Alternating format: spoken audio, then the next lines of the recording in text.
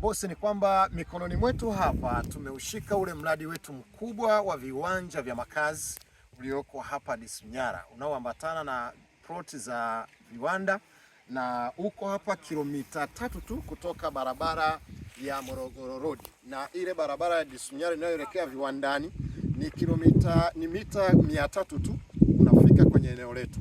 Mradi huu uzuri wake ni kwamba uko na maji, lakini pia uko na umeme kama unavyoweza kuona. Majirani zako wapo, wa kuwaomba chumvi wapo. Unangoja nini?